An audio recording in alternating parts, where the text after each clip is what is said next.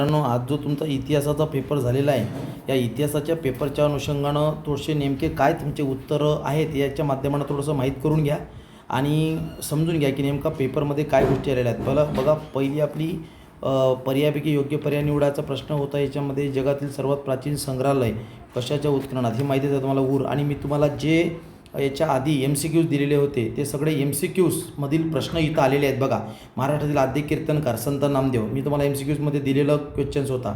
बघा, आधुनिक इतिहास लेखनाचा जनक व्हॉल्टियर, हे तुम्हाला माहिती आहे 3 पैकी 3 मार्क नक्कीच मिळाले असेल. हे सुद्धा मी तुम्हाला सांगितलेलं होतं. चुकीची जोडी ओळखून लिहा. प्रभाकर आचार्य अत्रे, पहिली चुकीची जोडी आहे. त्याच्यानंतर पुढच्या याच्यामध्ये खशाबाद जाधव फुटबॉल, ही चुकीची जोडी आहे. तिसऱ्या याच्यामध्ये पहिलं महाराजा सयाजीराव विद्यापीठ दिल्ली, ही दिल्ली नाही वडोदरा आहे, ही चुकीची जोडी आहे. आणि बघा, इथं थोडंसं तुम्हाला विचारलं होतं दूरदर्शन संबंधातील एक कालरेषा. बघा, 1959मध्ये दिल्ली दूरदर्शन स्थापना झाली. 1972मध्ये महाराष्ट्रात मुंबई केंद्राचे कार्यक्रम सुरू झाले. 1982मध्ये रंगीत दूरदर्शन आगमन झालं. त्याच्यानंतर 1991मध्ये खाजगी वाहिनी सुरू झाल्या.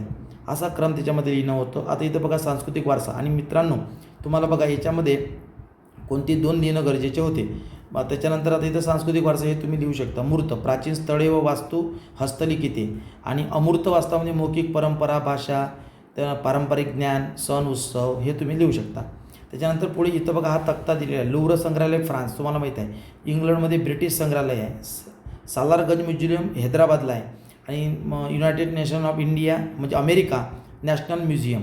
ओके, हे याच्यामध्ये होते. 2 पैकी 1 लिहिणं गरजेचं होतं. बघा, इथं जे आलं राष्ट्रवादी इतिहास लेखन. राष्ट्रवादी इतिहास लेखन म्हणजे काय, तर तुम्हाला माहीत आहे की याच्यामध्ये काय लिहिणं गरजेचं आहे. तुम्ही लिहिलं असेल. उपयोजित इतिहास. उपयोजित इतिहास संदर्भात मी सांगितलं होतं आणि मार्को पोलो आलो. पण 2 लिहायचे होते तुम्हाला. राष्ट्रवादी इतिहास लेखन इझी होतं आणि उपयोजित इतिहास लेखन.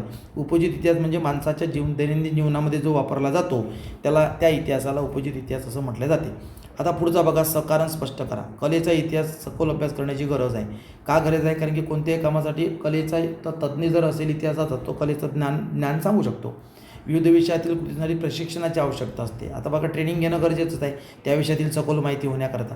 स्त्रियांच्या आयुष्याची निगडीत विविध पैलूंवर विचार करणारे संशोधन सुरू झाले. कारण की स्त्रियांच्या याच्या आधी कधी अभ्यास गेलेला नव्हता.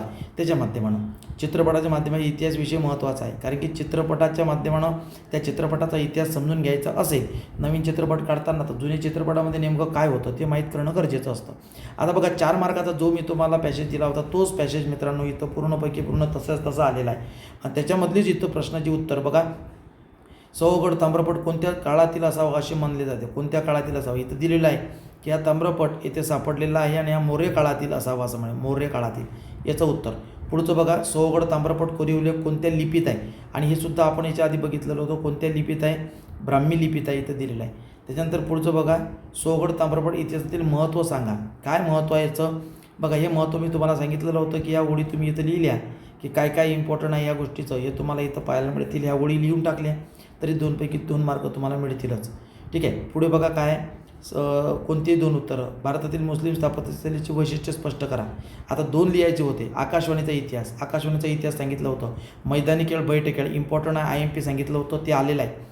ठीक आहे. त्याच्यानंतर इतिहास स्थळाची जतनासाठी कोणती चळवळ घेणे गरजेचे आहे. आणि लिहायचे किती होते? 4 दिले आहेत. 2च लिहा. आकाशवाणीचा इतिहास आणि मैदानी बैठे खेळ, हे 2 मी सांगितलेच होते. ते 2ही आलेले आहेत मित्रांनो, हे लक्षात घ्या. चला पुढे जाऊया. संविधानात मूलभूत चौकटीत धक्का न लावू देता संविधानात बदल करण्याचा अधिकार कोणाला मिळते? संसदेला आहे. ठीक आहे. पुढे चला, शेतीचे उत्पादन हे सांगितलं होतं. हरित क्रांती म्हणजे 90% जे म्हटलं तेच फिलिंग द ब्लँक्स मित्रांनो इथं आलेले आहेत, ज्या मी दिलेले आहेत. ठीक आहे. चला आता पुढे, चूक की बरोबर. सामाजिक न्याय व समता प्रस्तुत दृष्टीने तरतूद करणे आवश्यक आहे, हे बरोबर आहे. ठीक आहे. बरोबर काय आहे तर हेच ओळ खाली लिहिणं गरजेचं आहे. एखाद्या घटक राज्यात केव्हा किती टप्प्यात निवडणूक घ्यायची आहे, हे चूक आहे. हे राज्य सरकारने ठरवू शकत, हे निवडणूक आयोग ठरवत असते. पुढचं, निवडणुकीत भ्रष्टाचार लोकांना प्रक्रियेत विश्वास उडू शकतो, एकदम बरोबर आहे. आणि हे सुद्धा मी सांगितलेलं होतं. आता प्रादेशिकता कोणतंही एक. प्रादेशिकता, आता प्रादेशिकतेविषयी, प्रादेशिकता म्हणजे काय? आपल्या विभागाचा, आपल्या प्रदेशाचा अभिमान बाळगणं, आपल्या प्रदेशाविषयी जास्तीत जास्त त्याचा फायदा झाला पाहिजे असा विचार करणं. लोकसभेतील महिलांचे प्रतिनिधित्व, हे समजा लिहिताना नाही तर एकच लिहायचे होतं. पुढे बघा, राजकीय पक्षांची ठळक वैशिष्ट्य. सत्ता मिळवणं, विचारसरणीचा आधार, पक्ष, कार्यक्रम, सरकारची स्थापना करणं वगैरे असं त्याचं आहे. पुढे एकच लिहायचं होतं. आता बघा, इथं थोडंसं ट्विस्ट विचारलं. स्वातंत्र्यपूर्व काळातील आदिवासी चळवळी स्थळ कोणतं होतं? रामोशी महाराष्ट्र, गोंड छत्तीसगड, कोलाम तेलंगणा आणि मुंडा झारखंड हे थोडं टिस्ट होतं, पण वरचं तुम्हाला सांगितलेलं होतं. आता मुक्त व न्याय निवडणुकी घेण्यासाठी आव्हाने काय काय आहेत, म्हणजे काय होऊ शकतं, राजकीय प्रक्रिया पारदर्शक होण्यासाठी कोणते प्रयत्न केले जातील किंवा केले जातात, तर ते लिहिणं गरजेचं होतं. मुक्त व न्याय निवडणूक घेण्याचं म्हणून आव्हानं काय काय आहे ह्याच्यामध्ये. मुक्त व न्याय निवडणुकीत आपण ज्या निवडणुका घेऊ शकत नाही, कारण त्यात आर्थिक गैरव्यवहार होण्याची शक्यता असते, राजकारणाचे गुन्हेगारीकरण वाढते, निवडणुकांमध्ये होणारी हिंसा होते, कौटुंबिक मक्तेदारी त्याच्यामध्ये असते. तर ह्या सगळ्या घटना म्हणून न्याय निवडणुकीत आपण घेऊ शकत नाही. कोणतंही एक लिहिणं गरजेचं होतं. राजकीय प्रक्रिया पारदर्शक होण्याचे कोणते प्रयत्न केले जातात, कोणते प्रयत्न, तर त्यासाठी बघा आचारसंहिता लावली जाते, व्यवस्थित बऱ्याच काही गोष्टी केल्या जातात आहे ना, आणि त्या पद्धतीनं बरेच नियम रूल्स दिलेले असतात. मित्रांनो, मी तुम्हाला सांगितलेल्यापैकी 90% बऱ्याच काही गोष्टी याच्यामध्ये तशा उतरल्या. त्या पद्धतीनं पेपरचं अवलोकन करा, समजून घ्या. पुढील पेपर मी टाकणार आहे, तो सुद्धा अभ्यासा. चला पुढील पेपर करता तुम्हाला बेस्ट ऑफ एफर्ट्स. थँक्यू.